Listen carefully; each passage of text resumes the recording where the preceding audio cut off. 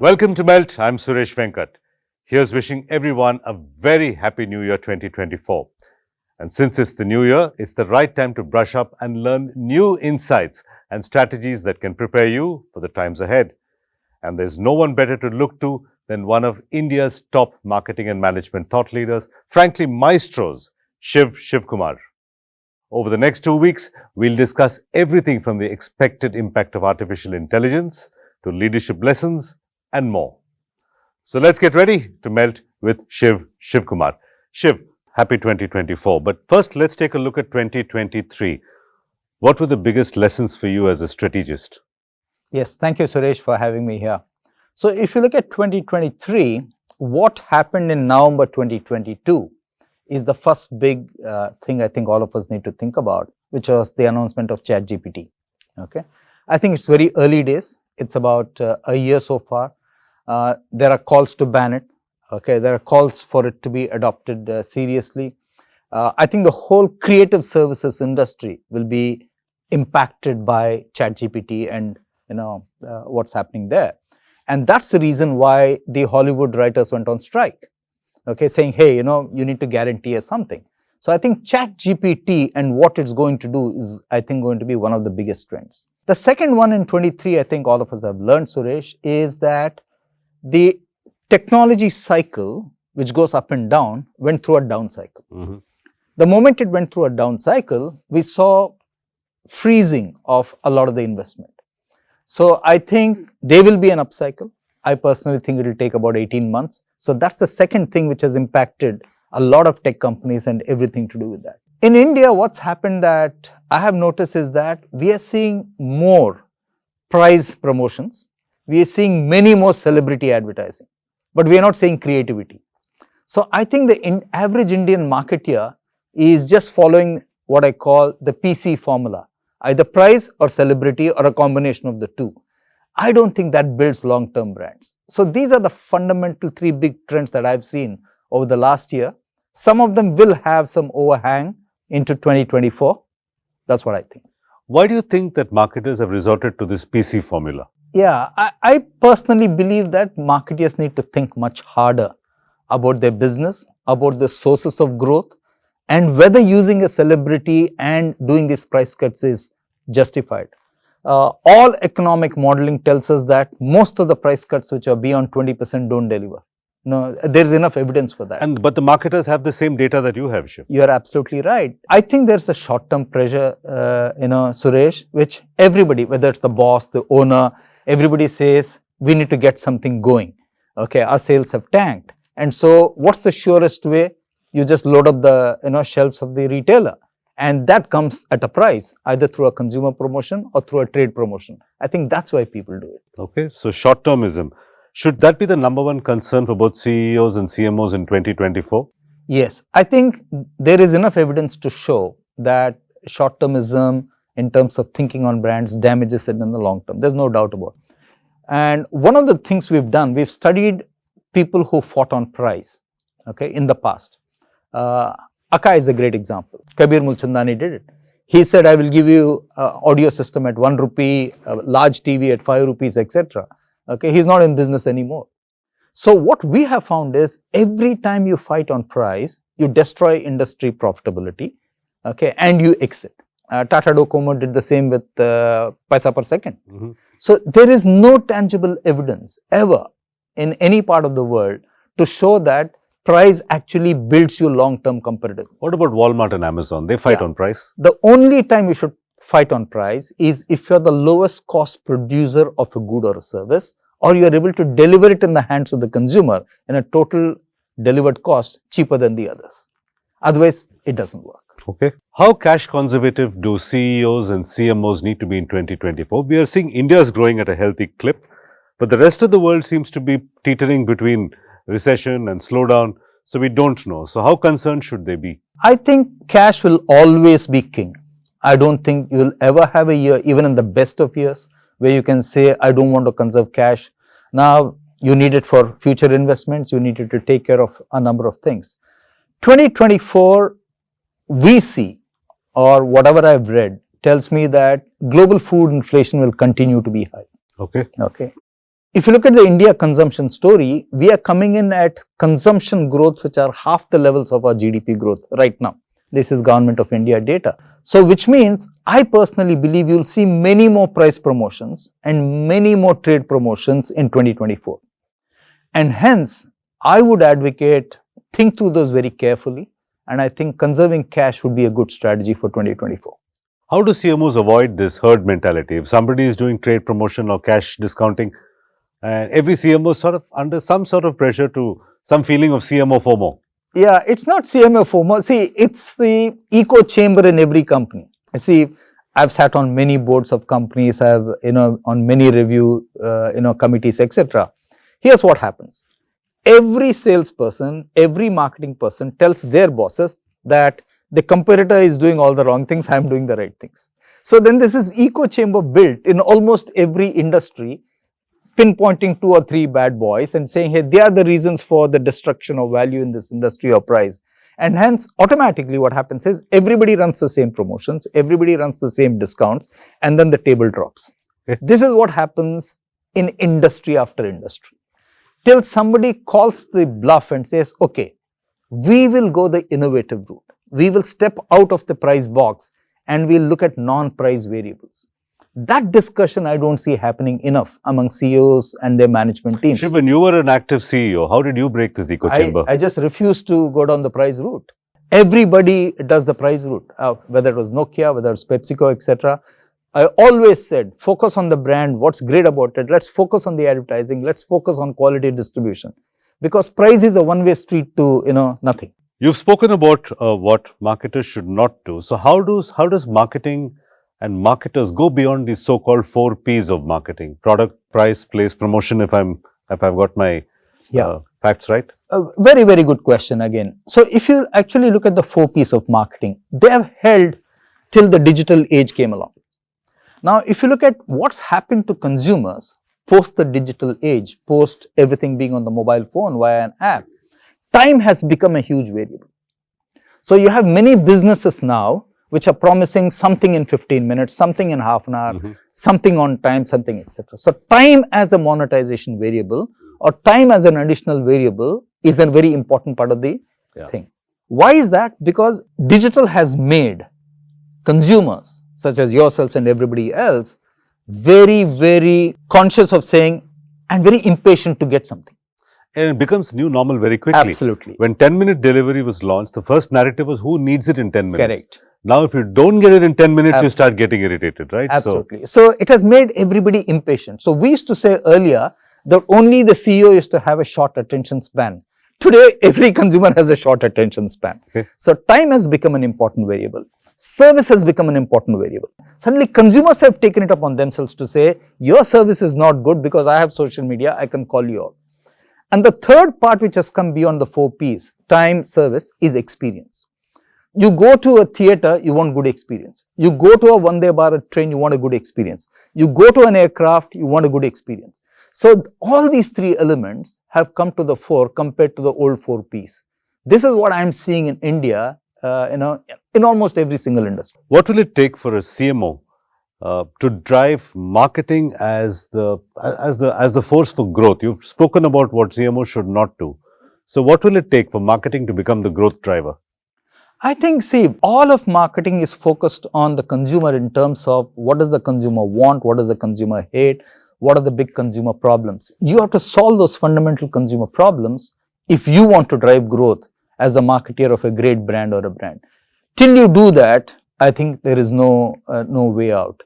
So that's what I would say. Would it be right to say that the CMO is on their way to become the right hand of the CEO, or does that honor still go to the CFO? Because CFOs seem to be right in control after the CEO. Okay, so let me step back. I don't think, except in very few industries where marketing is the be all and end all of that industry, okay, where all the other variables are outsourced, then in that case maybe marketer will become the right hand man. But I cannot see any function, any CXO displacing the role of the CFO. The CFO is and has to be the right hand person of the CEO. There's no doubt about it. It's like you're in a plane. There's a pilot and a co-pilot reading off the same manual. The pilot is the CEO, the co-pilot is the CFO. So you cannot go away from that. That's very important. Now, even let's take personality wise, the CFO is designed for precision, to say I forecast this, I deliver this. Marketer or the CMO is designed for opportunity.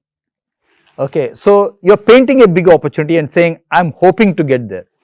The market does not reward you for hope. The market rewards you for real numbers. Okay, and so the language of marketers needs to change if they truly want to be in that box. Now there are cycles, Suresh, which is right after the pandemic, the supply chain hit became very, very important because all supply chains were broken. So for example, if your brand is a problem, then it's quite likely that the CEO will sit and really grapple with that problem with the CMO. Otherwise, I cannot see the CFO ever being displaced as the number 2. Let's move on to the next part of the conversation. You briefly alluded to artificial intelligence and services like ChatGPT and other large language models. How worried should marketing and creative professionals be at the loss of creativity due to AI? I think what AI will do, like every new technology has done, Suresh, is that the basic jobs will get automated. For example, let's take when we had advertising departments, etc., the visualizer. So today you can get great pictures thanks to ChatGPT. Next, somebody who wrote copy, you can write concepts today. Okay, next, market research. You don't need to go physically to get market research done. So I think the basic functions of marketing services will change dramatically with AI. Okay. But equally, you need to step up. So everybody who has access to this will go up the value chain to say, how can I be more creative? Let me give you 3 examples of technology. For example, if you go back 20 years ago, a lot of the advertising had what we call computer graphics. Remember what we used to call audio and video vampire. Something will come, something will go, etc. Everybody thought, it'll take over creativity. That's the coolest thing ever, yeah. Nothing happened. Yeah. Okay. Next, 2 other areas, personal areas. Okay, let's take CVs. Today, there are so many apps to give you CVs. Okay, CVs have become commodity. Whenever I look at a CV, I see the same box to the right, left-hand side, the same things to the right-hand side, and I say, hey, I'm not even going to see It all this. looks the same. It all looks the same. Yeah. Now take presentations. There are so many apps out there to help you do presentations. Has the quality of presentations got better? The answer is no. Definitely not. Absolutely. So my point is that there are a number of these tools which are for what I call the uninitiated, people who want to just get a leg up and standardize themselves. But true creativity will always win in the long term. Conversational marketing and AI-driven interactions were among the biggest buzzwords in 2023. In terms of brand building, what is AI likely going to do in 24? One of the things I am noticing is that the ability to put voice or music onto static pictures. I think that's a big one. Suddenly you have a 2-dimensional view of something which you thought was only 1-dimensional in the past. I think that's going to be very big. I think the amount of, let's say, variables which large language models can give you will be amazing. So in the past, you would say, I need 4 edits of this or 5 edits of this, etc. It's very easy to do that with AI and with absolutely no problems. So I think the multiplication or the fragmentation of the messages will increase with AI. You've seen the concerns about the deepfake videos that were launched recently, and actresses and other people complained about the use of deepfakes, but there could be a positive side. For instance, if I wanted to chat with the CEO of a company and so did 1,000 other people, he or she can have a digital avatar that can talk to 1,000 different customers using 1,000 different sentences. What do you think this will do to communication, especially from at the top levels? I think it will make you reach larger audiences.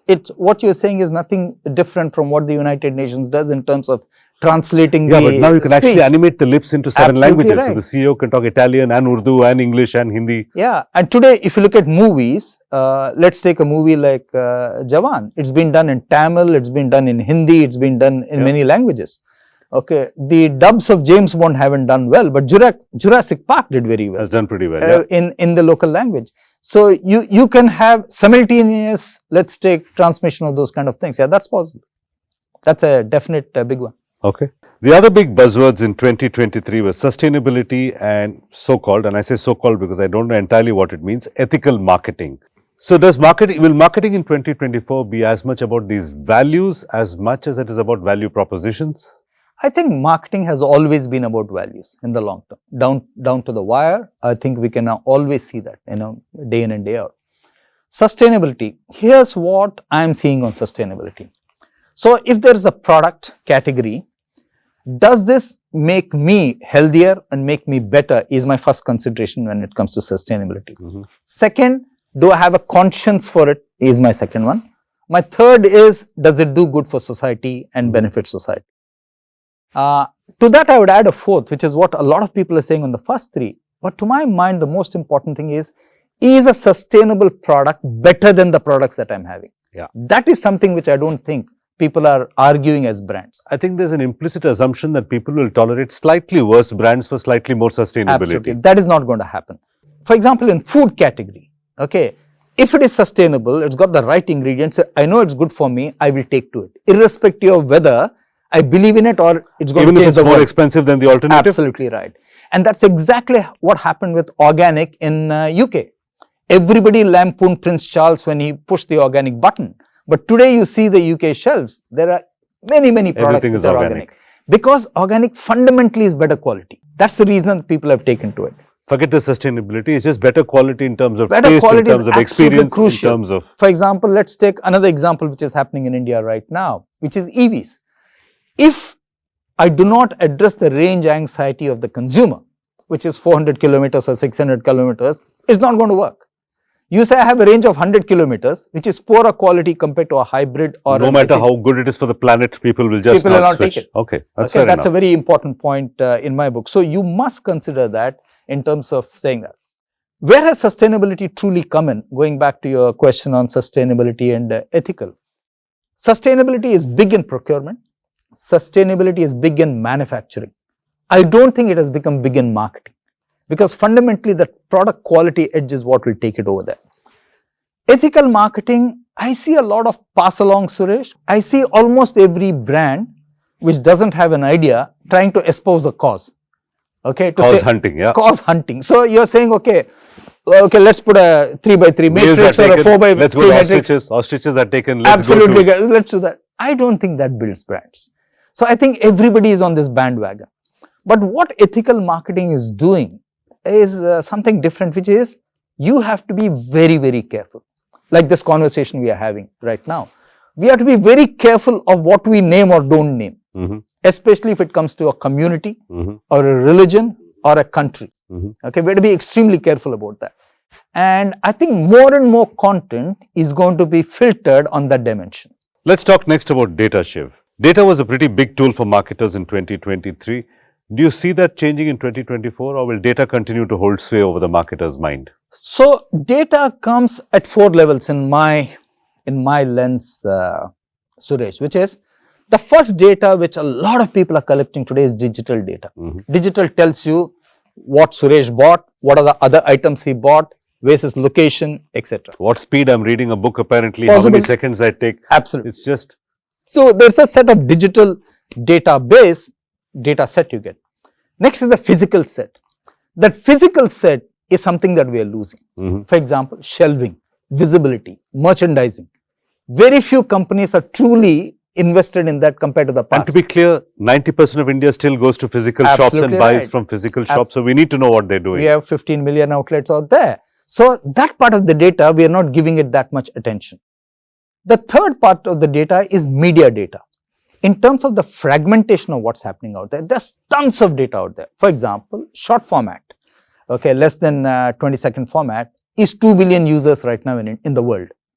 On a population of people who can have 6.5 billion people who can have a phone, 2 billion people are on short formats. So long format, for the first time, YouTube reported negative results last quarter. Okay, so that data we have. And the last set of data, which I don't think people are significantly investing in, is what I call macroeconomic data. Because a macroeconomic data is the outcome in terms of your consumers and segments and what they will do or not do. Okay, these are the 4 databases, and a comprehensive look at all 4 is what makes a great marketer. So Shiv, what I'm hearing from you is that many marketers need to be sent back to school to relearn some of these fundamental things. Absolutely right. Are the B schools doing something wrong in the first place by not teaching them, or are these things you learn on the job? See, companies do not have the time today to invest in training and development the way they used to in the past. Like, I'm a product of all the training which Hindustan Lever gave Why me. is that business is too fast today? One, business is too fast. Second is, I don't think we have what I call bosses who are coaches.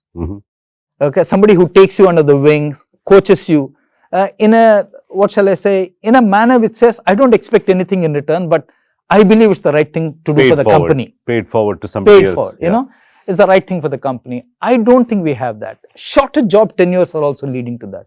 If a person is there in a job for 2 years, people say, look, why invest? Why invest? Okay, so there are a host of reasons why it's happening.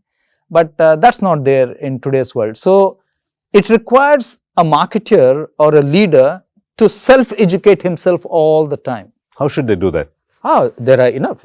You have so much content out there on the net right now if you want to self-educate I would argue yourself. too much. How does, if I'm a young marketer watching this show, so give me a let's few take, guidelines. Of if you're a young marketer, the fundamental books on marketing, let's go back, on practical marketing and business marketing, who has written them? Chap called John Philip Jones, who wrote it in 1980s. So read John Philip Jones. Those basics still don't go out of fashion. Okay. Then you look at the newer guys in terms of people who are doing digital marketing. Okay. Pick from that. You want communication, there are so many people out there who are talking about communication. You want leadership, there are so many people out there who will tell you what leadership red flags are, green flags are, etc. So there's enough. There are books, there are seminars you can attend. So the avenues for self-education today are infinite. Okay. The choice is, do you want to do it? All right, Shiv. That's all the time we have on this episode. We'll be back next week with the rest of the conversation. So do remember to tune in. Meanwhile, you can follow Melt on social media. The handle is Ready to Melt, or simply log on to readytomelt.com. If you'd like to follow me, I'm @Suvenk on X, formerly known as Twitter. Till next week, goodbye and thanks for watching.